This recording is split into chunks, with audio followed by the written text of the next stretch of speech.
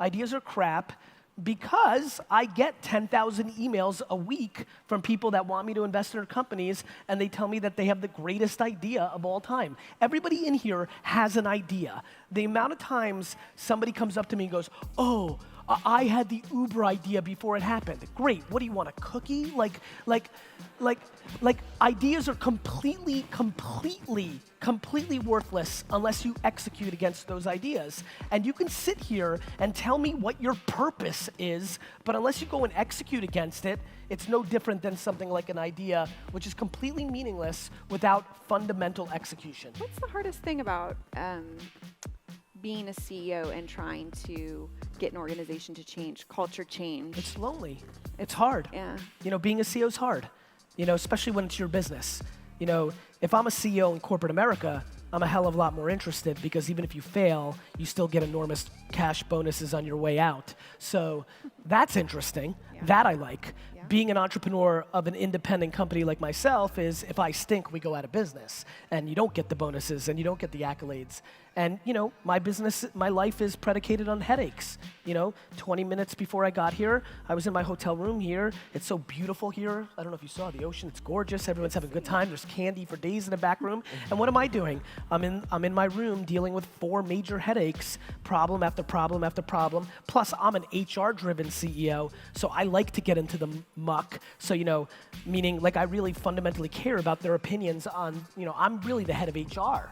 Even though I just hired a chief heart officer to really enforce HR. But, you know, I could be on a call in a couple hours. That's Susan who says, hey, Gary, Karen's trying to ruin me. You know, that could be like 40 minutes of my day. Right. You know. So, you know, what's it like to be a CEO? It's lonely. You know, listen, it's really fun to be able to clap up like, yeah, it's the machine, it's the man. I stood in front of my entire 75-person office in LA and said, look, just so you understand, everything that is wrong with this company is my fault, all of it, because I empower all the other people that are screwing up, right? So, you know, how is it? For me, I love it. It's, you know, I love the action. I'm an entrepreneur.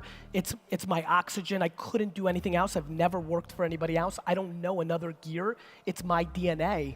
But it's not that easy. Like, we're living through the greatest era of fake entrepreneurship right now in America because everybody in their 20s is popping out and they're the next Mark Zuckerberg. And we have 99% of those companies about to go out of business once the next financial crisis, which I hope happens soon, comes, so that we can wipe out all this fake entrepreneurship and all this bull crap. But, you know, but it's hard. Yeah. I mean, you look at the universities in America right now that have entrepreneurship at the forefront, Babson, UPenn, they have the highest rate of suicide because a lot of kids right now think that it's just so easy to, like, when did this happen?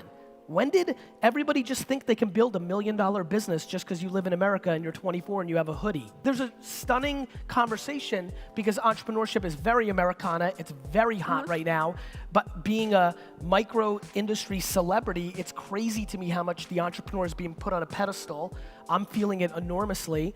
And I think it's dangerous because I don't think people think they can just be LeBron James. I don't think people think they can just be Beyonce. I don't think they can just be these things. Yet for some reason, we're in this place right now where we think we can just build these $1 million businesses. And entrepreneurship is a skill. It's a talent. It's like, you know, most are born with it. You could be better at it, but to be a great one.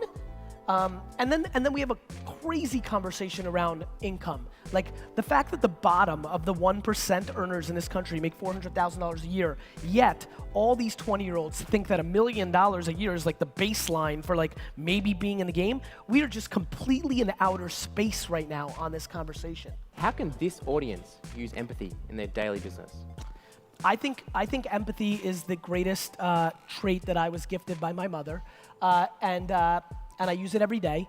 I think it makes me a great salesperson. I think way too many organizations don't deploy empathy ever, and most of all, not on their end consumer. Most of you think way too much inside of a bubble, and you get into a room and you whiteboard in things that are in your best interest, but not in the end consumer's best interest. So empathy is completely left at the garbage before you walk into the door.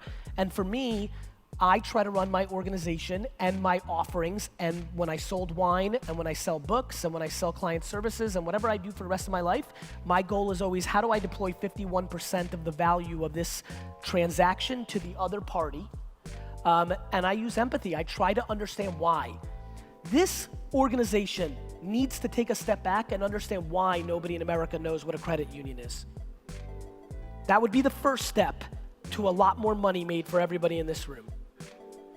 Not you're emotional to why it's not happening, not that it should be happening, not succumbing to it's happening, but understanding why it's happening. And then that would help, and the way to do that is to deploy empathy and understand what's happening in people's day in, day out lives that isn't allowing us to penetrate them with the messaging that describes what we do for a living. Why does Snapchat exist? Communication is the foundation of how human beings act. And communication has gone from drawing stuff inside of caves to standing on top of mountains and making smoke signals. Go read what people wrote about the invention of the telephone. It was gonna ruin us. We made it, right? Snapchat exists because it was an ideation and an evolution of communication within the mobile device, which is the single most important thing in our society. Guys, how many people here within every 24 hours, including when they're sleeping, are always within arm's reach of their telephone? Raise your hands high. Look at this. Not 14-year-old girls. And the important part is, 10 years ago, 50% of this audience would have sworn they'll never get a cell phone. That's right. And so there's 60-year-old dudes in here who texted a poop emoji last night. I mean, look at this lovely lady. She's got 2 technology devices, a phone and an iPad, and she's 80 years old. There are a lot of CEOs that run companies that know that they're not gonna be there in 24 or 36 months, that know the math behind their bonuses, which are completely based on P&L profit, and to be successful in 6 years from today, you need to deploy money to have the infrastructure and the capabilities for 6 years from today. The problem is, you're gonna be on your yacht or playing golf, and so you don't personally get benefited for the investment in the company, so you as a human, and I don't blame you, humans are flawed, do behavior that's in your best interest as Rick and Sally, not in the best interest of XYZ credit union. That's real. Like, that's real. So what would you say would be... By the way, that's why so much doesn't happen. Yeah. It's just real. Thank you, Thank you, Gary guys. Thank you for Vaynerchuk, having being me. with us. Thank you.